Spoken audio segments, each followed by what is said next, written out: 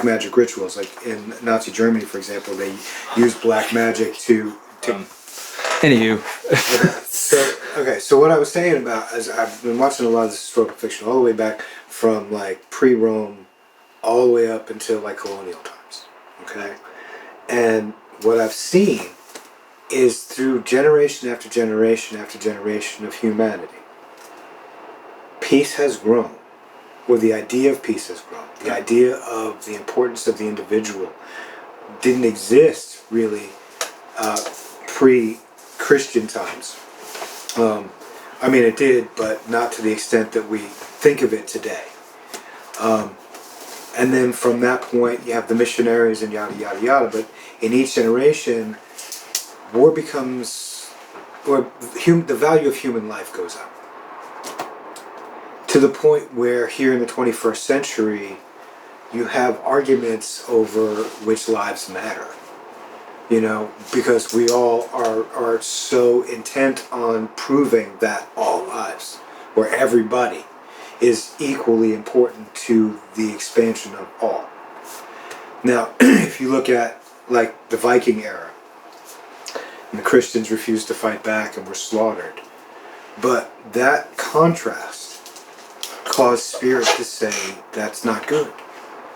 And by learning what's not good, we begin to learn what's better.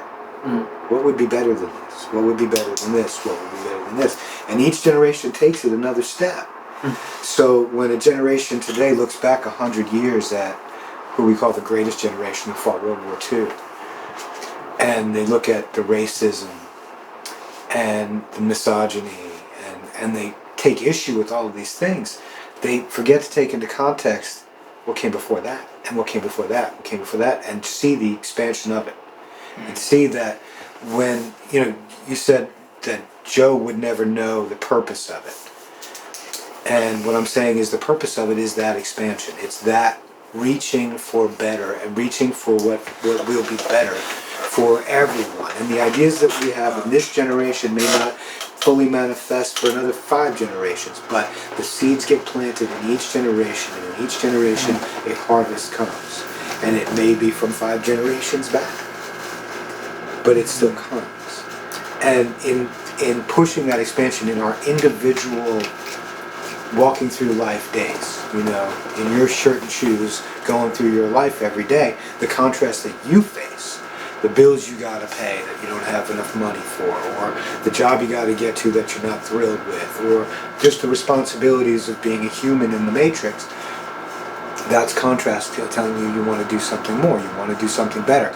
Why does it have to be this hard? Why does anything have to be this hard? Why don't I allow myself to have it easier? Because that's really ultimately what it comes down to. Once you get into the point where you realize that your universe is your eyes and ears, then everything that happens in it comes from within you. So why are you putting so much resistance between yourself and your own joy? And you know, I just lost my train of thought. Well, I will say this. Okay. I do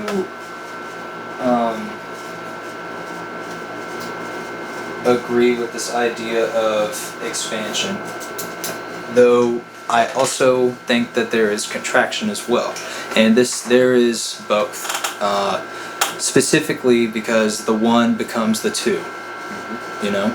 2 becomes the 3. Right, and then so on and so forth. When you come up against the contrast, you come up against a stressor in your life, and you know that there would be something that would feel better, you've just put that out there into a manifestation. Okay, so now what's in front of you is what caused you to think of something better, or to reach for something better. And behind that is something better. Right. Okay, now you can keep looking at this, or you can know that this is here and just look for it and wait for it. And this goes away, and then this comes. But then this will come with something else. Right. For everyone who's listening, For everyone who's listening, he's holding his hand up. You're holding your hand up in front of your face. Everyone who's just like, what is he talking about? Yes. No, I guess we'll put up a little visual. Okay. I'll draw like stick figures with something that's right in front of you that you're looking at, your now moment. Yes, it's true But it doesn't have to, if all you focus on is that, then it's going to be your next moment and your next moment and your next moment and your next moment. And you're just going to keep calling that reality. But you're really just repeating yourself over and over again, and you don't have to, you don't need to, but that's the expansion. And you can see it generationally throughout history, where people repeated themselves through a generation, but the next generation didn't repeat it. There's always contrast. There's always going to be another no wave matter of that, whatever, the expansion doesn't end. Right, no matter whatever progresses, I think it's just a part, like, I know, like, as much as, like, we are, like, the universe, and as much as we are, like, the ones that dictate our own reality, there is, like, a sort of, like, nature to everything. Oh yeah, there's laws to including the universe us that we can navigate that will make this all a lot easier. Right, including us. Yes. And then I think like, it's funny because it's the nature of the universe or God or whatever you want to say, and it's shown in nature. You know what I mean? Like, such as the ocean, like on a beach. You know, every time it goes, it covers, it comes back, it takes a little more with it. Go back. And I think that is a mimicry of the nature of the universe. Is there's contraction, then there's expansion. Contraction, expansion. It's kind of going right back to I know I'm a martial artist fucking nerd, but Bruce Lee, you know, take what is useful, get rid of what's useless, add a little bit of your own. Right. It's based upon the same nature of the universe in itself. So I think contrast is like just something that's programmed into it. Oh, yeah. I feel like it's I feel like the contrast is the edge of where we haven't been. And here we are as humans. We're souls in human suits. We're out here like on the leading edge of expansion of all that is. And that contrast is the edge of it that we're pushing against in order to create that expansion. But think of it like David Bowie's got a great quote about that. He's like, you know, if you're going to be a great artist, you should really like not do what the general public is doing. And if you want to know how you are, if you only create art in your comfort zone, then are in a place that you find comfortable, then you're really not going to put out your best work. No. It's only when you start to get out into the water and get to that point where, you know, you think that you could barely touch the ground beneath you. Exactly. That's where you start. The expansion is. That's where your true alignment is. That's where I would tell you. That's where what we came to do. But we're like special forces.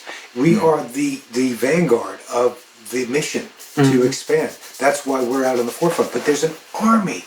I mean, an army of spirit just supporting everything that we do, and the law of attraction and the law of resonance are always going, and it's all happening for our benefit, even when it doesn't feel right. Yeah, and I think that, sorry, no, you're fine. But I do think that, like, it just appeared, like, we could just call it expansion, because even though contrast is an element of the process of expansion, it is not like the end result. No. And it really is just expansion. It's just perceiving it from the human perspective that can allow us to notice the quote-unquote contrast. Right. We have to learn what we want to reach for. Right. And I think that probably goes right back to like but what, the moment what we reach for it, the moment we reach for it, it's realized.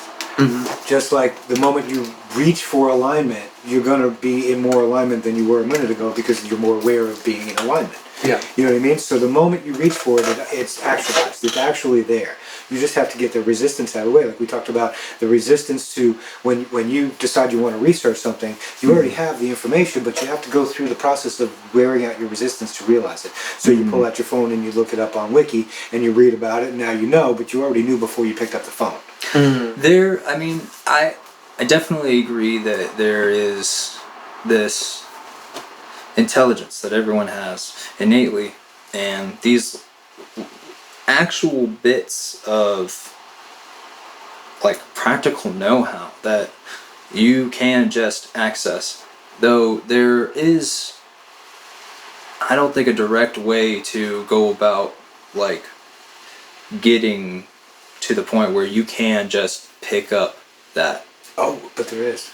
There actually is. I mean, that's I what would I mean when I say not- reach not- for alignment. When you get into that alignment, you have a connection to source that everybody has. Everybody has this connection.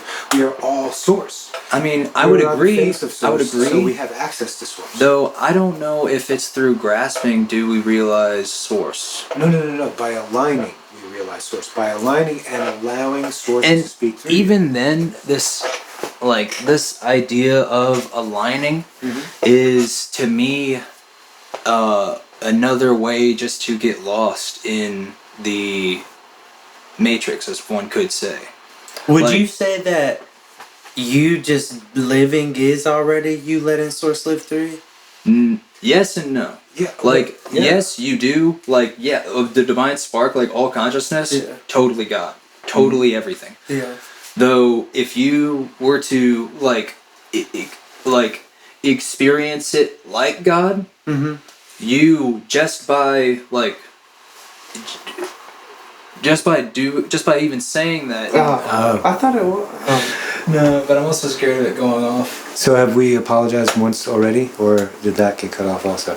Because if not, we're having technical issues, but we're having a great conversation, so we're going to keep going.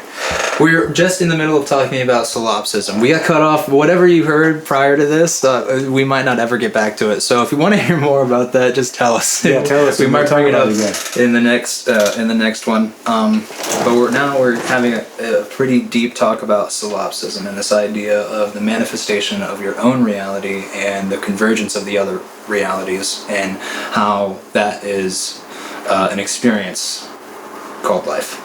It's just we're all cooperating with one another to further our expansion. So, like I said, when you get an eviction notice that leads you to a better apartment, the person who served it to you was not the evil person you may have perceived them to be. Or, like I just said, if you're sad and you listen to sad songs, you don't feel happy, you feel sad, and you justify your sadness so you remain sad. And if you do it for long enough, you find yourself depressed. And when you stay depressed and you call yourself depressed and you focus on your depression worsens and worsens until you need medication for it. And then you have to be medicated because you're so sad all the time, and your life loses all flavor and meaning. And what happened? You created that for yourself by perpetuating a feeling that you could have just acknowledged and passed over. I think that it is this, the ability that we all have, which is to either, make finite all of our, reasons for being, and then either to do that or to make infinite the reasons are the causes and the effects of all of it. Because when you only, I feel like we could all in our mind recollect a moment where we were either angry or sad or sometimes even happy and super joyous and ecstatic and elated. And you totally forget that the rest of your life is either have happened or will happen. You're just in that moment, right? Okay. And that's a very narrowing. It can be narrowing. Yeah. And you're just focused on this one thing. And when you're constantly sad, or maybe even you're constantly happy, you're focused on this one point. Though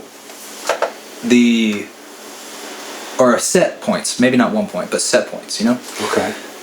Though to come close to having a sensation with, I would say, everything, then you orient your lens so that it doesn't magnify, it dissolves. You, instead of becoming something that will only make the light smaller so that you can only see so much of whatever you're trying to perceive and ingest, you are the mechanism that allows it to then prism out. Right. But that's what I'm talking about with momentum. If you build momentum in a certain direction, it will carry you in a certain direction. Right. You can build momentum in any direction you choose, on any subject you choose. Right. Okay? So if your main stressor in your world is looking for love, and you think about the absence of love in your life all the time, and you listen to songs about the girl that's not there, or the one that left, Right. or then you're focusing on that, and then you begin, as you create your reality, you get stuck. So like an old-timey record, I can't believe I'm saying old-timey, but a record used to skip, Right. and you'd hear the same note over and over again. That's what you're doing. You're regurgitating reality over and over and over again in the same vein, because you are Right. building momentum on it. And the more you think about it, the more you think about it. Right. And the more you think about it, the more you think about it, and the more thoughts like it you attract, until you get to a point where you live in fear of something minor, but you think about it, and then something else that you might fear appears, and then something else, and then something else, until you find yourself held at gunpoint getting mugged in the city because you're in the wrong place at the wrong time. But are you? Because your thought process built a momentum that led to a series of cooperative components to manifest what you were really thinking about. And even if you weren't thinking about it consciously, you were vibrating it in your energy, because it's something that you become attached to, and you build momentum towards. There's a reason, like, certain religions say guard your gates. Exactly. Because, like, even subconscious affirmations through music lyrics, poetry, visual displays, Yes. it all can influence you. When you turn on the TV, like I turned on regular TV like maybe 2 months ago for about 4 minutes, and was so dragged down vibrationally by it that I had to turn it off. It made me physically ill.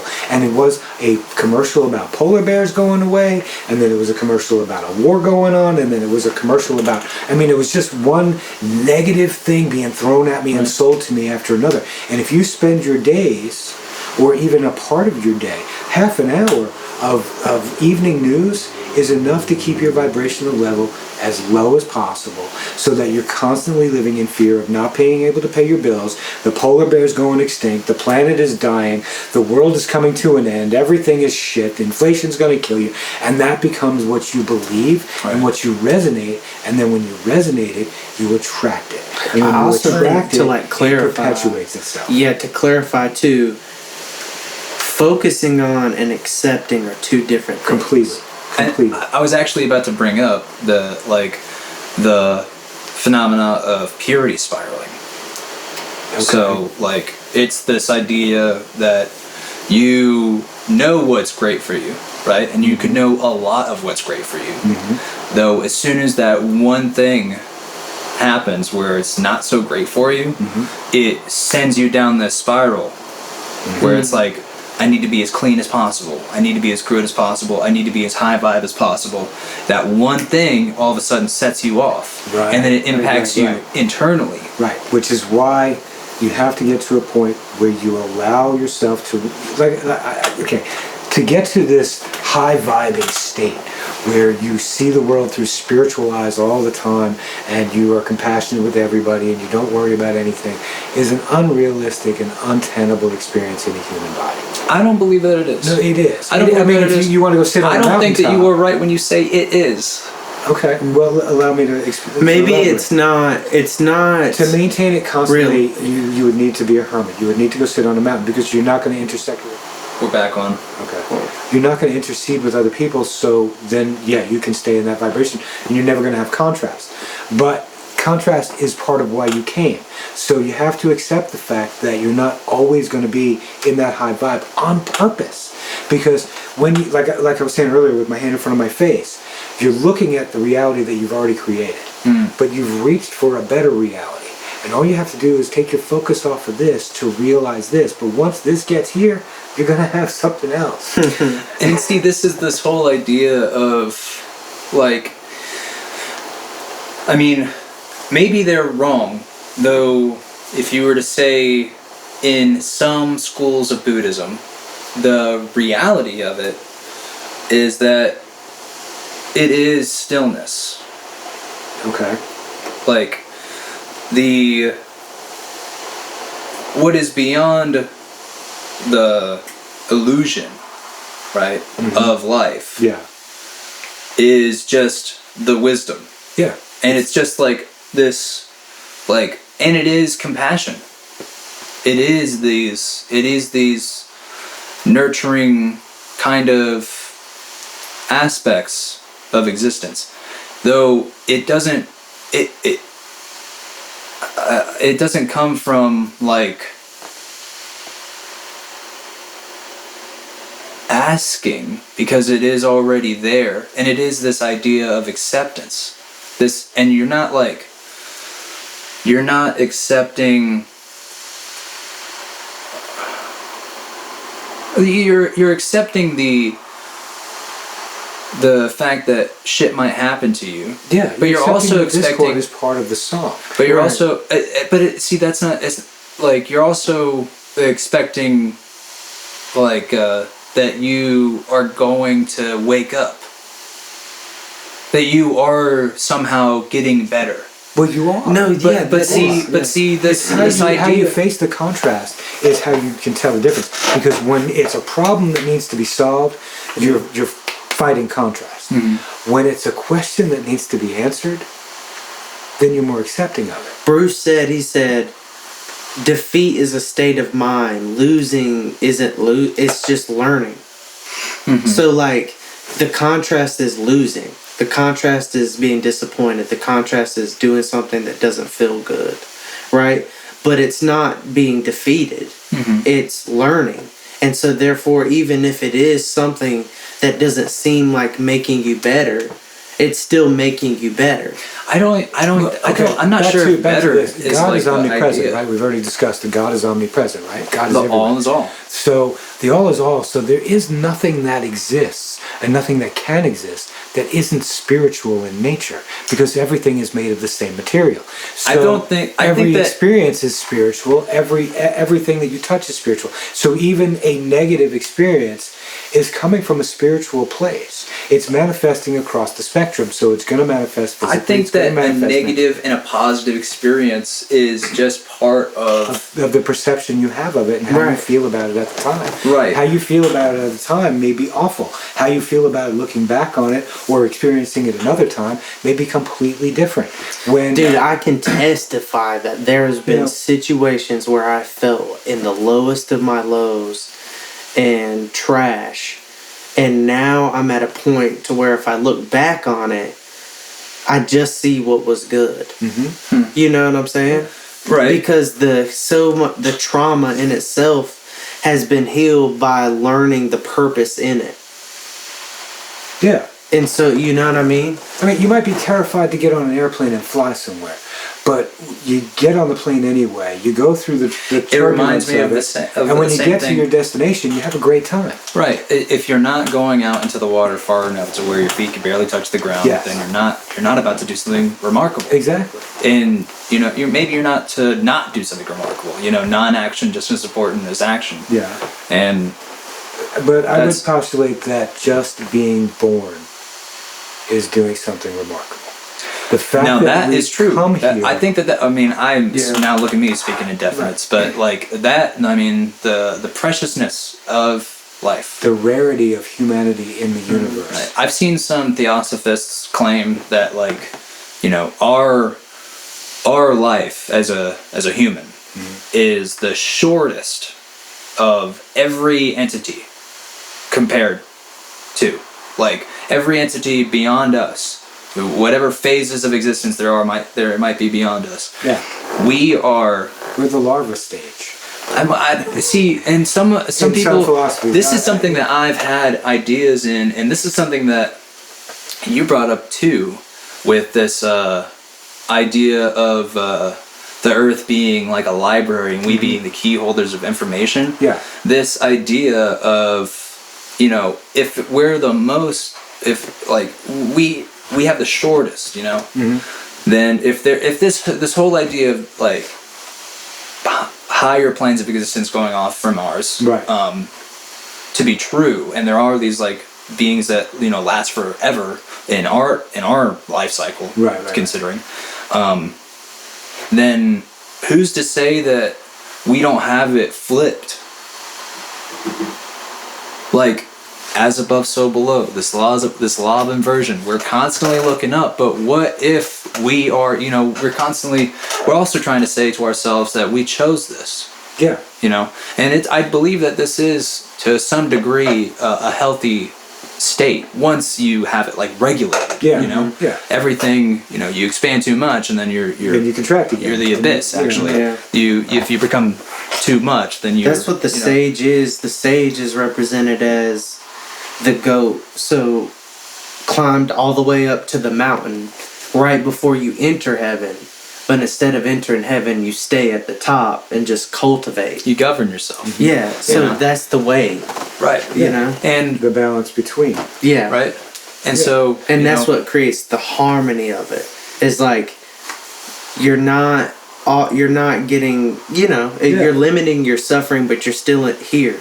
Right. Because what I mean? Here is a super precious moment. It is. I mean, to potentially, if there are, we are the cutting edge. We're out here on the very bleeding edge of all it is. And even so, just being born is an act of monumental bravery to come here and be a part of this. And even the people who spend their lives sucked into a TV screen and vibrate at that level, who never get past that. And there are lots of them, man. There are lots of those people. We see them.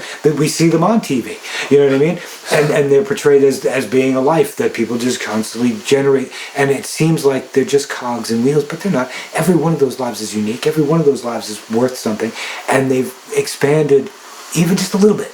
Yeah. All of it is by coming. So that's enormous. Yeah. That's enormous, and that's worth every minute of it.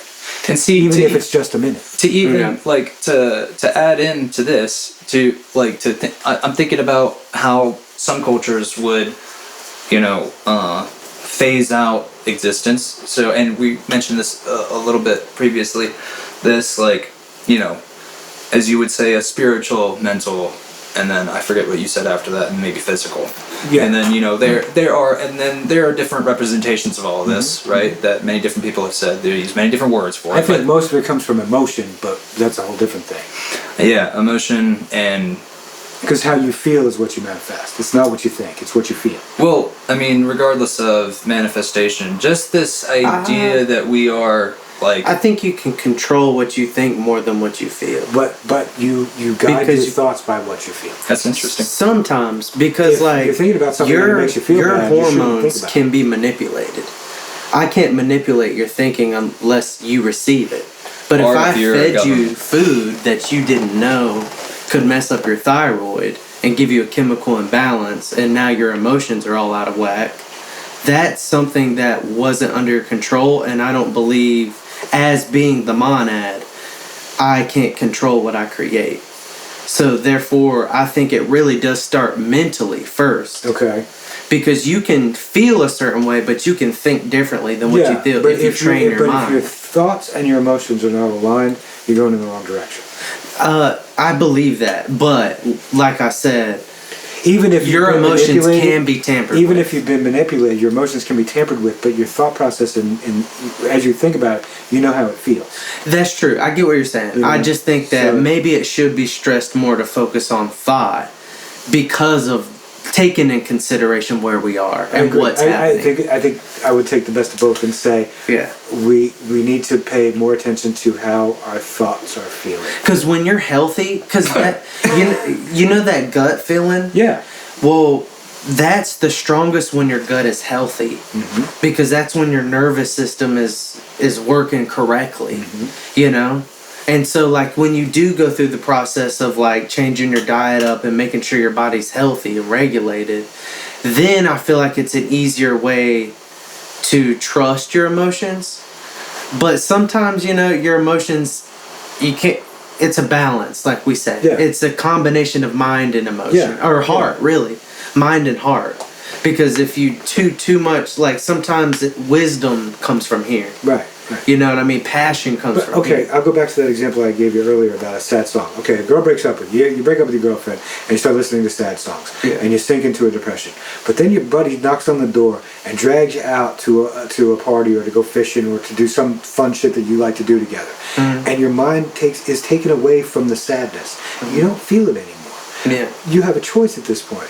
I can go home and start thinking about it again and feel sad about it. Yeah. Or I can take this happy feeling that I've got and start thinking about things that make me happy and keep going in that direction. Now, it's things a choice you can also make. can make it can feel good to be sad sometimes, though. Like people can use it. That's what I'm saying is because feeling is more attached to this. It's more attached to your nervous system. It's more attached to your body. Okay. Because like pleasure can come from multiple sources. Yeah. And it can be not so positive for you. Okay, for example, drinking alcohol might produce a good time with your friends at some point, but the next morning you're going to feel like shit about it. That's not real pleasure. So what I'm saying is the efficient way is to, in a balanced way, Yes. mental and heart. Yeah. Oh yeah. Because although it may be pleasurable to drink at the time, because it does feel good, it's going to wire you. But you're in the present moment. You're not thinking about the next, unless you have wisdom cultivated, which comes from the mind. Right. You know. So coupling the mind with the heart, the wisdom with the feeling, can allow you to dictate which actions you should take to manifest. That's what I said. How does your thought feel? Right. You know, if you're thinking a thought that feels good to think, then you should probably keep thinking those thoughts. Sometimes. Now, if it's a thought like... Because some people like to kill people, and some people love the thought of murdering people. I cannot imagine, because I cannot imagine. Yeah. That would feel good to anybody. Even but that's from our perception. Even in the endorphins of it. Yeah. There's still something in them telling them that this is bad. Sometimes. That's why they But then that makes them feel good, though. And then also at the same time, they're always self-destructive in the end. Because they haven't cultivated their mind. I don't think all of them are self-destructive. But because they haven't cultivated like their mind, that drowns out. It comes from the mind. Yeah. Because like the emotion can create impulse. You know what I mean? Yeah.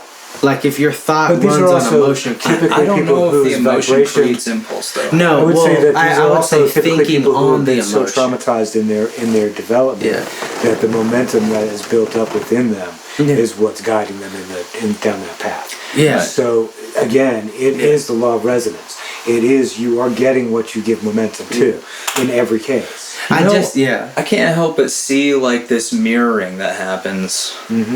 Like this reflection or this like reflective patterning that may happen in a spiritual journey where you're like constantly going and there's somewhere the body is integral when I'm thinking like gut instinct, because immediately all this talk has made me think of the Enneagram, and the Enneagram is this like model to represent psychological personality types, but it's also you can represent stories. Right. There's a great guy on YouTube, shout out Slick Dissonant, for compiling a bunch of information on the Enneagram, and he has mapped out the Odyssey with the Enneagram. So you can go from 1 all the way to 9, and it is all of the hero's journey through that. I forget the name, but it's got 3 harmonic groups, and where all the numbers reside on the model. And so you have the head group, the feeling or heart group, and then you have the instinct or gut group or body group, really body. Okay.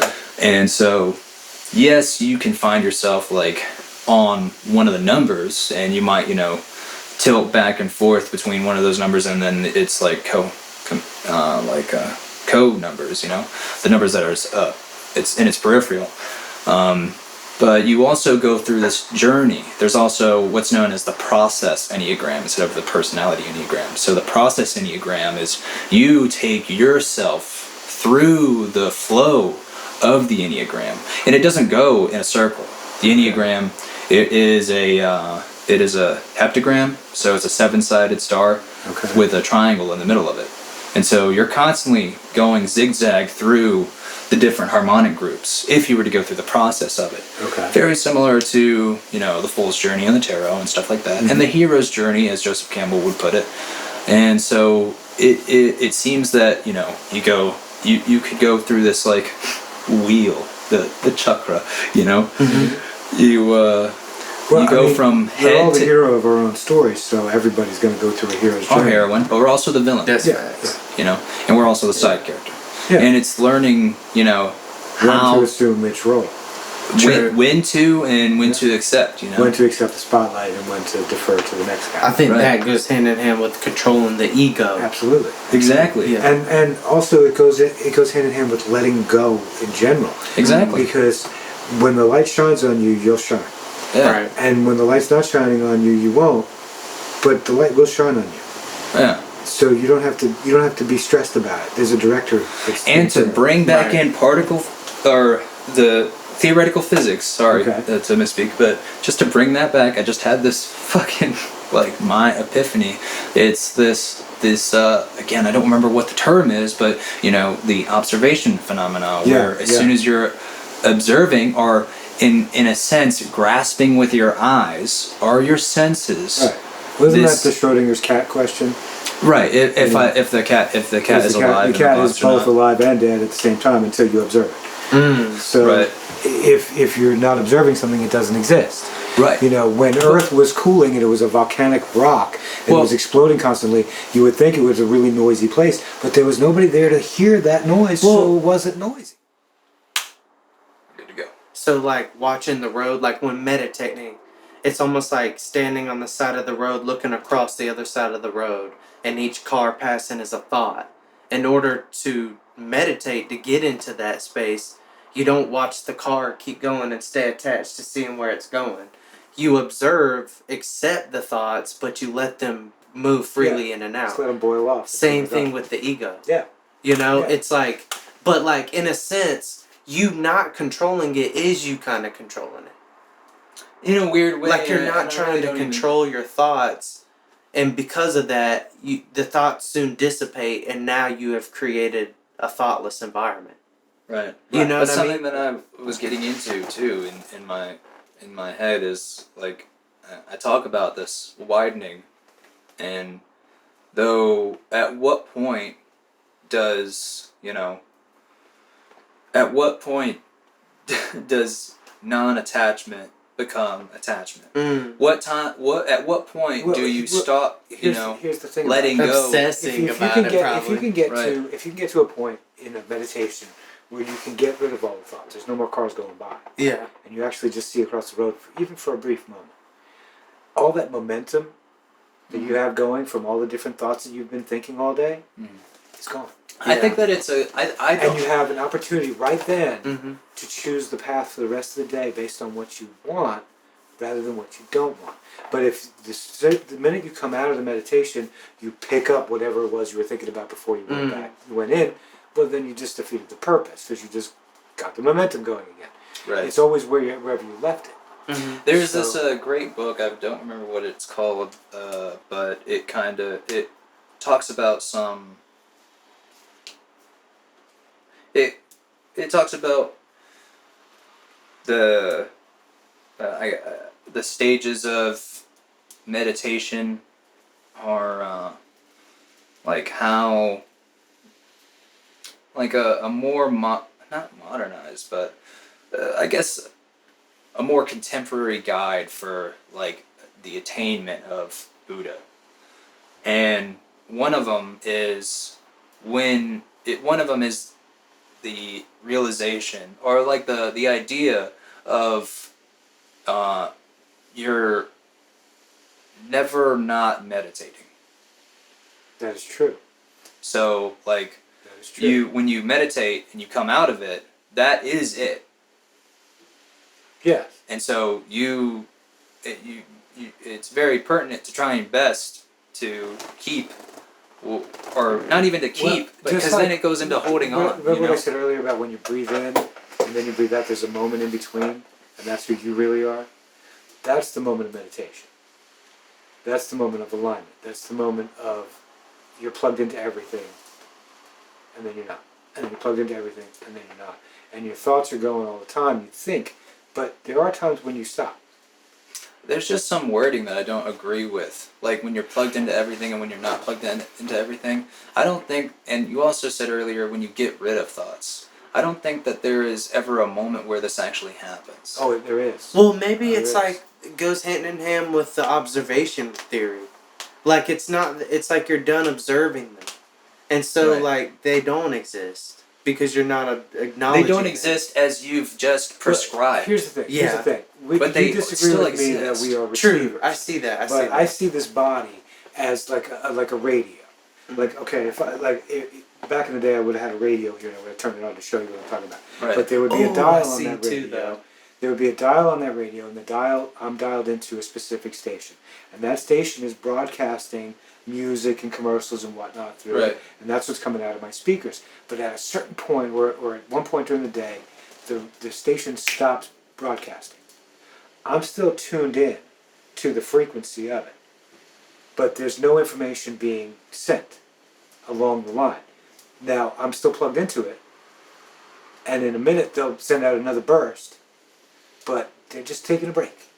I think That's what the meditation state is, and that's what I mean by non-thought. It's not that you're not you. It's not that you don't exist. It's not that you're not present. It's that there is no information feedback going in either direction.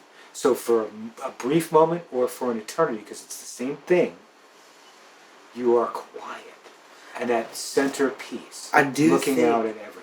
Like meditation, too. In a sense, though, kind of looking at it from Joe's perspective, your thoughts don't dissipate. You focus your thought on not thinking.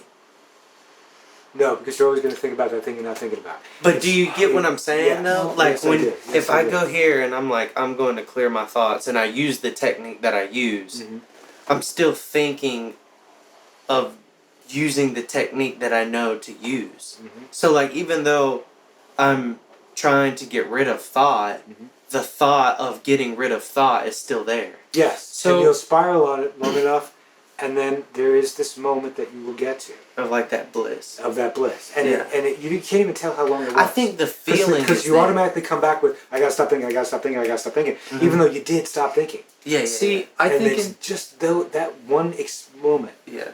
That. And we talked about this when the first time I met you. We talked about the path. Because we were walking. Yeah, and remember I talked about walking across the grass, and eventually you walk across it to a point where there's no more grass, and then it gets wider and wider, and then it becomes a road. And then it's a paved road, and it's a highway, and it's really easy to get to the other side because there's nothing in your way anymore. That's the expansion of that instant of non-thought. I'm thinking it's not necessarily non-thought, though. I'm not like discrediting what... I think that you're going the right way, at least from my own perspective. I'm saying I think like I'm the Godhead. No.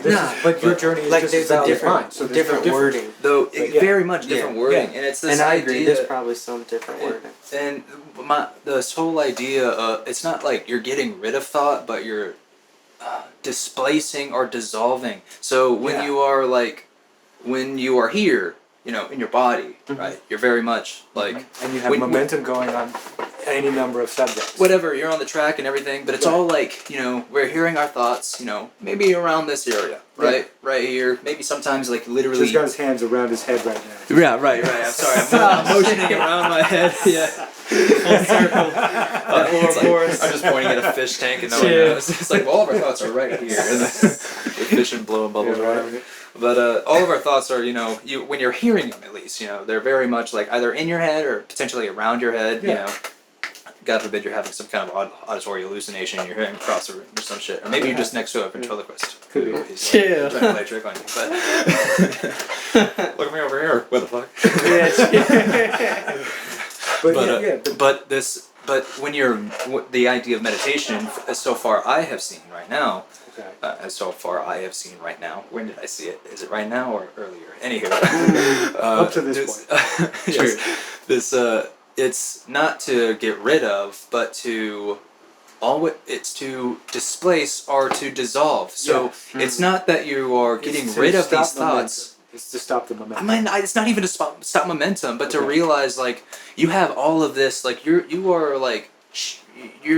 are putting all of your thought energy so very dense and contracted. And you are, that's why it feels like there's so much whenever, like, the smallest things happen, because all of a sudden it can ricochet all around this little closed spot. But when you're meditating, for me, it's this idea of widening out. And literally,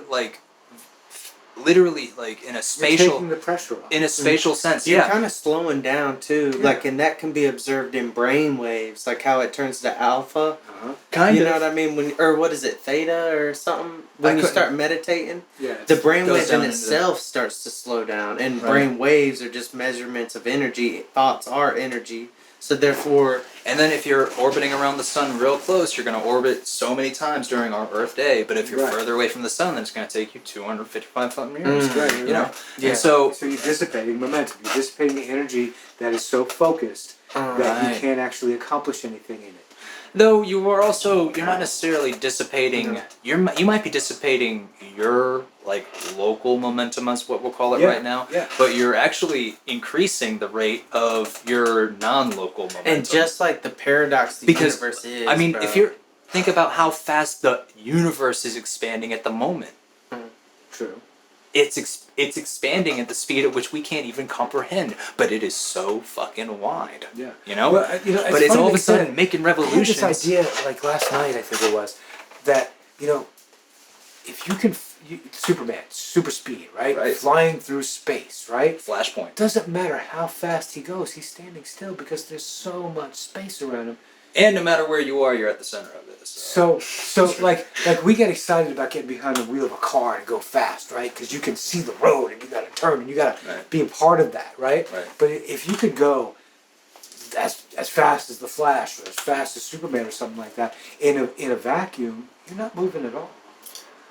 I mean, even if you're not in a vacuum, if you're just in, like, whatever the antithesis of a vacuum is, Yeah, I'm just- you're still yeah. not moving at all. Yeah, because if you're not, It makes me think of that whole idea of, like, perception always exists in a circle. It's some kind of, it's a mathematical theory. I don't remember it, but, like, anything inside of the circle can only then judge itself, or can only judge itself from things outside of the circle. I can't really think about it, but it reminds me of that. Like, regardless we're in a vacuum, Yeah. like if existence is a vacuum, or like if it's just the inside of a circle, or if existence is this, like, we are the circle and everything is just going, no matter where we are, we're always in the center. yeah. But in Emmanuel's book by Pat Rodgast, Emmanuel states that if you could look across the universe to the furthest possible You point, see the back of you your would head. see the back of your own head. Yeah. You This know? reminds me of my idea of the sun, and how it all plays into why there's so many religions that are solar based. I mean, and if I'm a big proponent of astrotheology, Okay. so you can pretty much line up all of the scripture and all of this religious text and writing through the idea of looking at the sky map above our head and Let how there be light. let there be light, and literally the light shines in and Yeah. we can see the light, Yep. and so it What's got me fun thinking, is he said, "Let there be light" before he made the sun. yeah, That's trippy.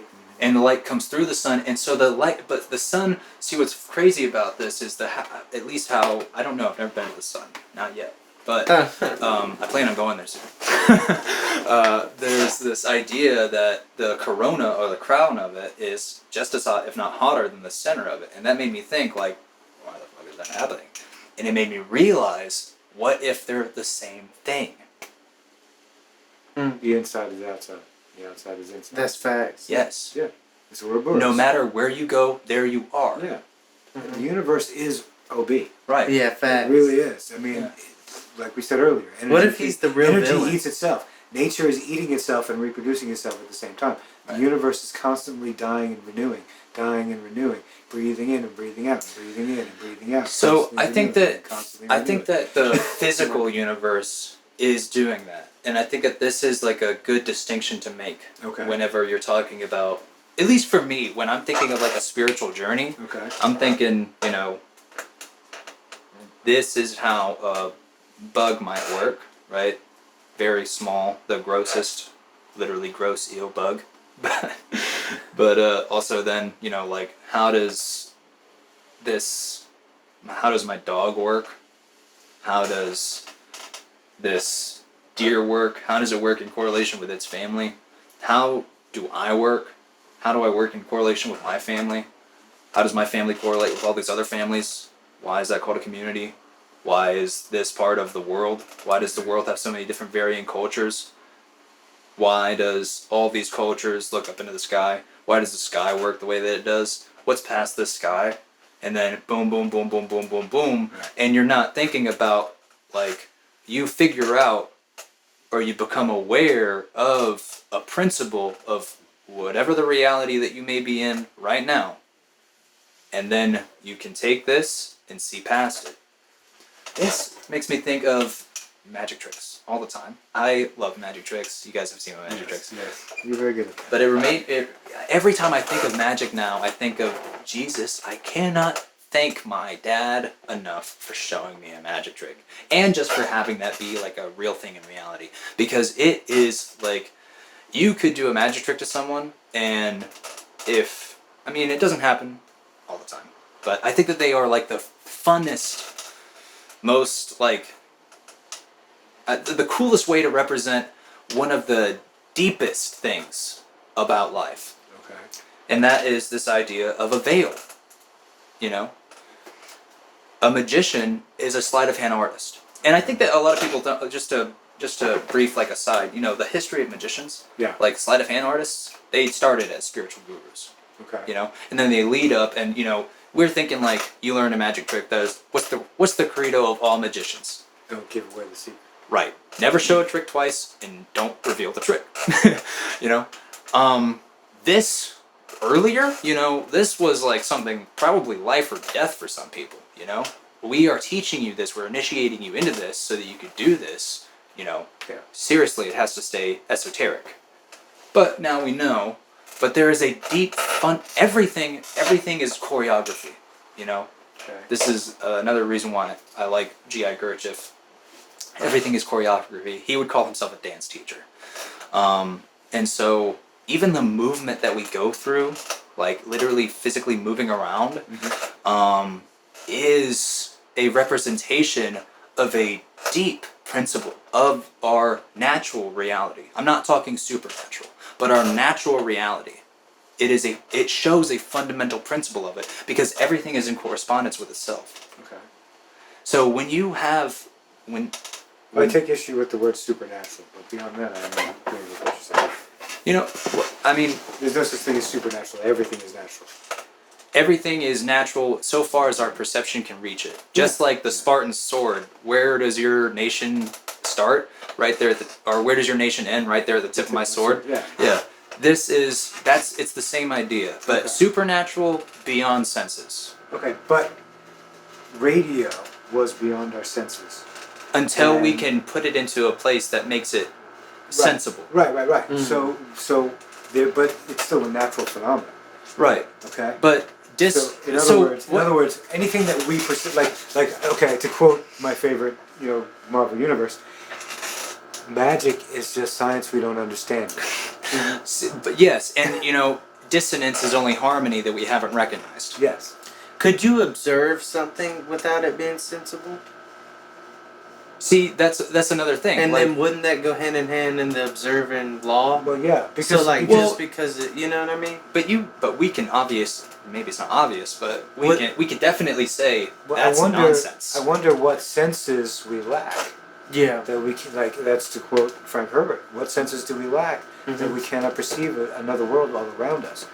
And if we had 12 active strands of DNA, what senses would that reveal to us? I'm not even sure if it was I'm not even sure if it's the idea of, because think about, to bring back up this idea of a radio, the radio can only pick up a frequency inside of the band of radio waves. That's true. That's true. What if this radio could tell us the whole spectrum of radio waves? Okay, so right there, we are only able to pick up a certain bandwidth of information. Right. Or consciousness. Right. Okay. Within the framework of what these bodies are capable of receiving. Right. Just like the radio is only capable of receiving FM and AM. Right? And certain batteries can only hold a certain amount of electricity before they blow up. Before they blow up or leak and ooze oil. Acid. Yeah. So, if you were to upgrade your body, would you have more senses available to you? Would there be more bandwidth available? And I think that's an obvious answer is yes. Do but you think how do you do that? Yeah, do you think without going through that, you could say it's real? Yeah. But you could say it's real, but how can we live like by two different laws at the same time? Remember when I asked you to describe the color green without using the word green? Right. Okay, that's solipsism once again. I can't prove that you exist at all. Yeah. Beyond my ability to perceive you and believe in you. Well, now that you are perceiving me, which you can. Yeah. Because you're seeing me, you're hearing me, you can touch me if you want, no weird shit. But when you guys, like I said earlier, when you guys leave here, Yeah. later on when this is done, and the door closes, my reality ends right there at that door until I open it, and then I see a different reality, and it's always expanding, but it's always centered around my perception of it. So that going back to like supernatural. Yeah. Would the supernatural be something that you think is real without the ability to perceive it yet? Yes. So, I think it would be, supranatural would be a better word. Because to say it's super is to say it's extra or it's beyond nature. So anything that I can it's just perceive. what we haven't perceived yet. Right, so well, anything supernatural is definitely a great word for it too, yeah. Though I definitely don't think that we can at most current states, and I could be wrong. We can only perceive in 4 dimensions, but how many dimensions are there? Right. You know? Right. So, what senses do we lack? Right. Can we observe Right. those I mean, like, okay, a dog has a different spectrum of hearing than you or I. And I'm thinking, their reality is not the same as ours. Right. But that doesn't make it supernatural. It's still they're still hearing the natural sounds. Yeah. They're just hearing more of it than we are. Yeah. So maybe I should.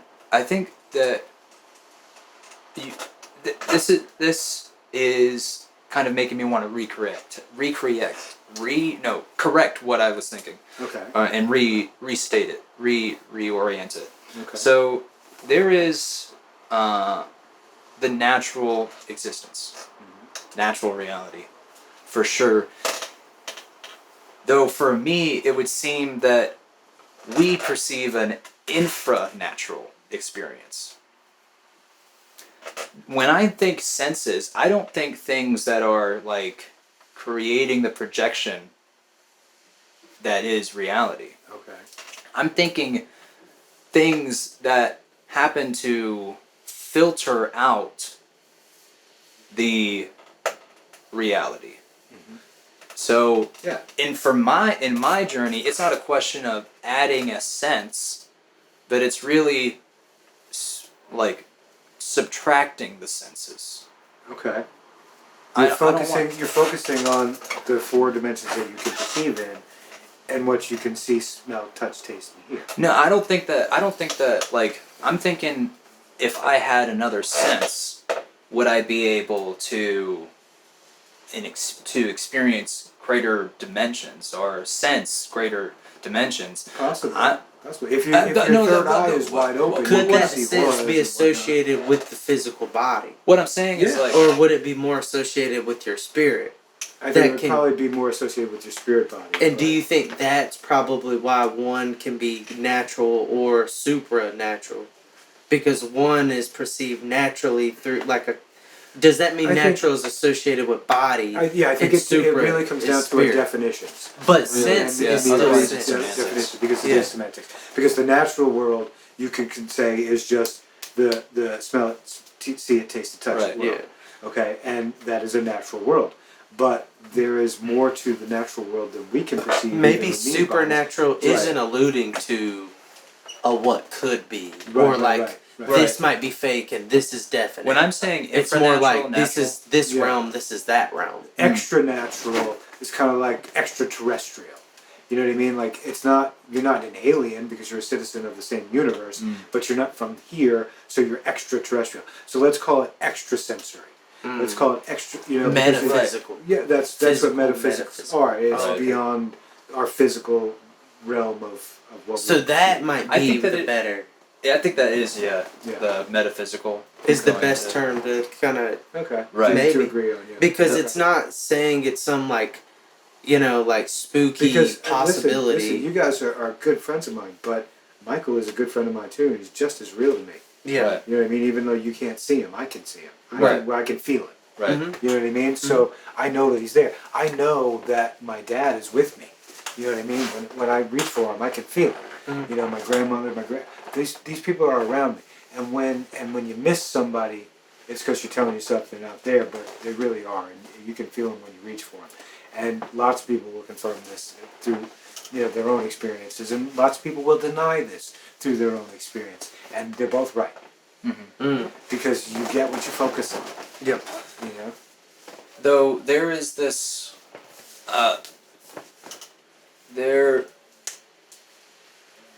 the idea of extrasensory. Going back to this, Okay. I think that it is less, again, like you. I think that this is a misnomer. I don't think that you can actually just add another sense, because I don't think that we would actually ever know what that would be. And I feel like adding more senses only adds extra filtration, so you're really just folding in the matrix or the napkin on itself. That so is true. you're really not evolving whatsoever. You're And involving. the senses that we have are the senses we're supposed to have for this dimension, for this reality. In order to interpret it, we're actually perfectly designed to interpret the vibration of this reality. Right. And, you were talking about the sun before, and I was thinking to myself, there's a lot of suns, because every star is a sun, right? And there's a lot of cells in my body. And from my perspective, it looks pretty solid, and I wonder if there is a perspective out there that looks at our universe and sees it as a solid body. Yeah. The macro and micro. Yeah, you know what I mean? Correspondence. Because it's like a what is it, a Russian doll with one inside Oh, another, yeah, inside another. Yeah. But then that's that roll of paper towel that I always say is not my issue. I can only focus on the napkin I'm a part of. It might be more. That's beyond More detrimental than helpful in the experience you're in now. Exactly, that's beyond what this apparatus is designed to contemplate. Yeah, or needed to. Exactly. Now, when I talk about Michael and I talk about my higher self and becoming aligned with that, Michael is the ego portion of a still greater being. Yeah. Who is the ego portion of a still greater being. Yeah. Until you get to the monad. So you can't name it. because you're not supposed to name it. The name that can be named is not a name. Right, exactly. Though I'm still thinking, there's this, not to harp on the whole senses thing, but I think that even goes back to the idea of meditation. And I love this, lineage idea of higher consciousness, because that's what I learn about in tantric meditation, especially exactly. Guru Yoga, or Guru Yoga. You imagine the lineage of that one aspect of the Dharma that you're learning and that you're being initiated into. Yeah. And that one could come from, one of the several Tibetan gods or, aspects of Dharma, really. And then you visualize them with, and you visualize the guru that they taught, and then so on and so forth, all the way into your guru that taught you, that's initiating into this aspect of the Dharma, and then it's you, and then you realize it's a direct line. Yeah. Yeah.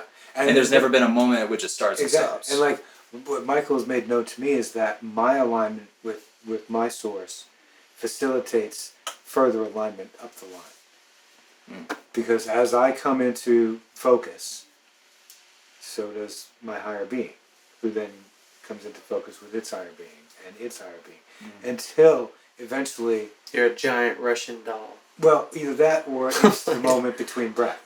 True. You know what I mean? Where everything is aligned and everything is one. Facts. As soon as you said giant Russian doll, it just there's a picture in my head of things building on top of each other, and then it zooms out and it's this really hot Scandinavian woman. You're a giant Russian doll. You doll, you. I am Helga. Oh my god. No, chill. Holding two battle axes. Yeah, right? Holy shit. Jeez. The biceps bigger than your face. Chill. Ja, popsicle. This just like really awe-inspiring woman. But yeah, The so divine masculine. just real briefly, getting back to the black magic Nazi Germany rituals. Jesus. I just want to clarify that we were not talking about Nazis or Germans or anything like that, but we were talking about taking shortcuts to enlightenment, and It blows you up. and some people in the past have used different forms of tantric in a corrupt manner through black magic rites and rituals and sex magic, and you can look at the what was it, Aleister Crowley and all that kind of thing. And it wasn't only tantra that he did. No, but it was a corruption of certain aspects of tantra that were infused And also into, just like Gnosticism. yeah, but that's I He was wanted to, order of the because we Golden weren't Dawn. talking about Nazis and stuff. We were talking about taking a shortcut versus going the tried and true legit way. There's physical You know? manifestations of that too, Yeah. like Yeah. things that are in nature that you can use for biological change or enhancement may enhance you extremely, at the time. But they will. Like if you drink too